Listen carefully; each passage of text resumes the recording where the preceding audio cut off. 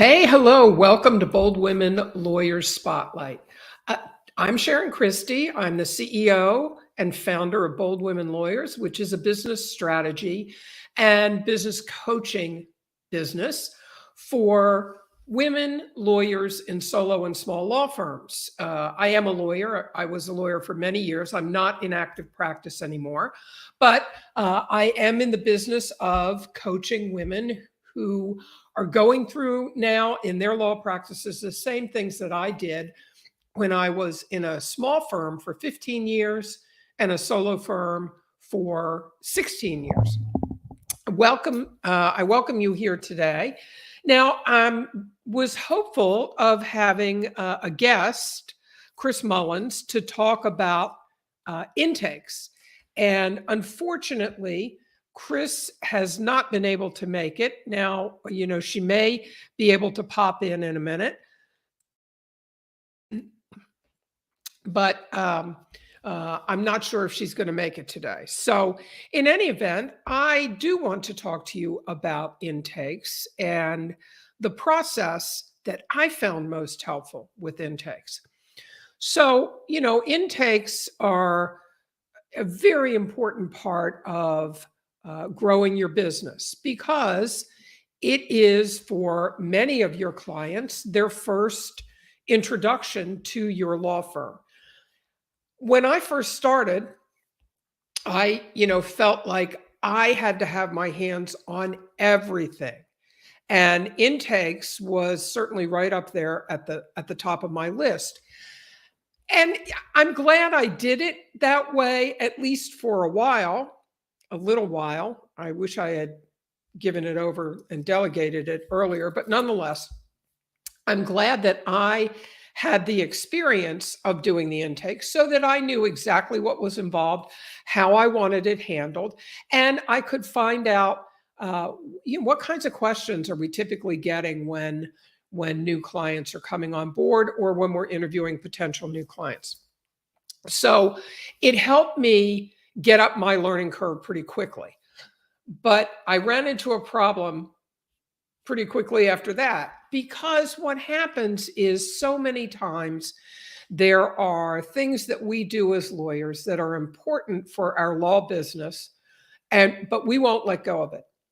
And I looked at why some things were not moving faster, particularly moving cases, getting new clients onboarded. Why was that so slow?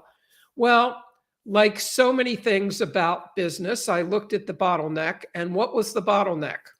Hey, it was me. It was absolutely me because I was handling every inquiry that came in to the office. And that could not have been more inefficient, right? I mean, that's just not how to do it.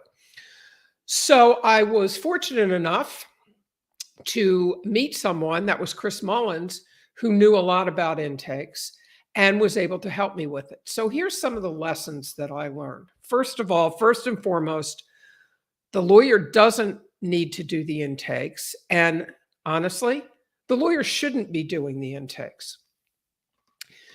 You want to be able to hand over and delegate to the appropriate staff person or team member, whether they're an employee or an independent contractor, all of those initial tasks that you need to go through in order to decide if this is a client you're going to take on or not. Now, I know that's a little counterintuitive because you're thinking, well, but wait a minute. The client is calling because they want a lawyer. They need a lawyer. And that's true. But they don't need the lawyer to be the person making the decision whether to take the case on or not, at least not in a face-to-face meeting or a Zoom call meeting or a telephone call. Now, what do I mean by that? Well, you know who is a good client, or you should know. And if you don't, that's something that you definitely want to work on. But who's your best client?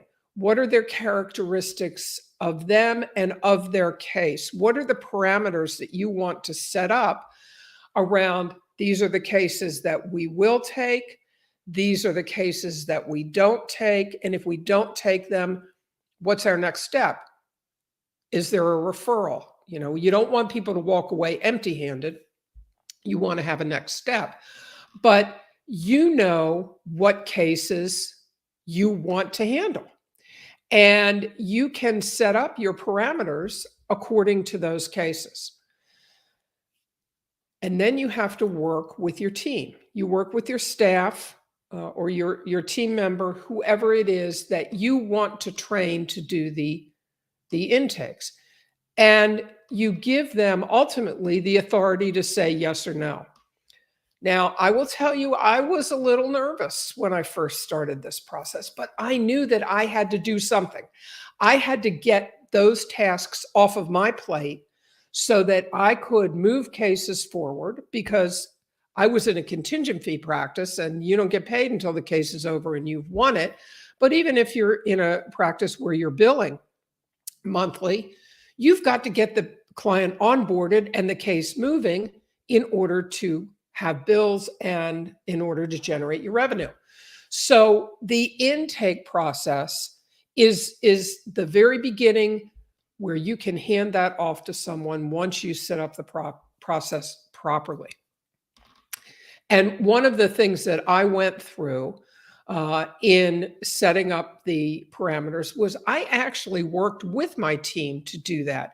And we sat down and brainstormed, what are our best cases and who do we love to work with? And what are some of the characteristics of those cases? And what are some things that we know if for example, I did disability work, and if a client had not worked for say 10 years, and there were some implications for that in terms of what type of disability case they could have, that meant that there was a higher bar that they would have to meet for us to take that case, for example. So we worked together to set this up. And I always said to them, listen, once they were trained, and I would be on the calls with them initially too, so that they could first hear how I did it, and then I would listen to how they were doing it, and we would talk and work out any kinks or any problems that they ran into. But I always said to them, look, I'm giving you the authority to say yes or no. If you're on the fence and you're not sure, it's okay for you to say to the client, I really would like to be able to help you, but there's some questions that I have about your case that I'm really not sure about. I need to talk to Sharon, and I will get back to you. And they would tell them exactly when they were going to, get back, give them a call back, to make sure that we're going to be the best fit for you, or that we can do a good job with your case, or that we can help you. And then they would come to me, they would send me an email or a text, lay out the case, and then I could tell them yes or no, and we could take it from there. So we always had a backstop, a backup system that would allow my team members, if they weren't sure about a case, they would have a way to actually be able to get an answer from me without worrying about, I didn't take that case and we should have, or I did take that case and I shouldn't have taken it. We always had that backstop. But the first step is going to be your willingness to let go of that task. And I know that's hard, because your law firm is your baby and you're building it and you're growing it, and it may have your name on it and it's your reputation, and you want to make sure that everything's done properly. And I do understand that, because I had those exact same feelings. But as I said, when you look at what is keeping you from making progress, what is keeping you from bringing in more clients and better clients, what's keeping you from being able to move those cases forward, you will frequently find that it's you. You're the bottleneck. You're the bottleneck because you're not properly delegating, or you may have delegated, but you didn't give your team member the training and the instructions that he or she needs to be able to do the task well. So onboarding and intake is one area where you can really make a lot of progress. And actually, what I found was, although I thought I was so great at doing the intakes, I found that my team members were a lot better. Were a lot better, and part of that reason was this. I dealt with consumers. They're not used to talking to lawyers. Sometimes they're intimidated at the thought of talking to a lawyer, but to talk to my legal assistant, to talk to my paralegal, that was a whole lot easier for them. And they were much more willing to share really important information. And they just felt more confident in speaking to my team members. And that was great because it was easier then for them to get the important information that we needed to be able to make a decision, yes or no, on the case. So those are some tips about that I can give you about intake and the intake process.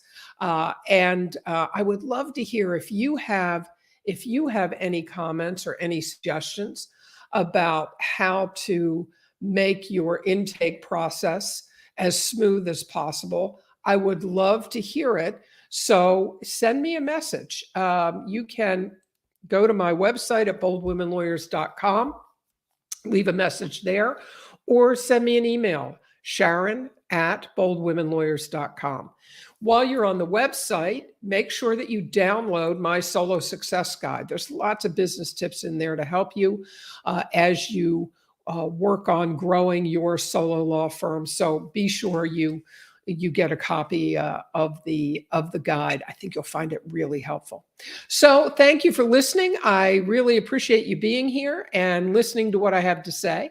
I hope you find this helpful, and I'm here every week, so make sure you come back for my next LinkedIn Live. Thanks.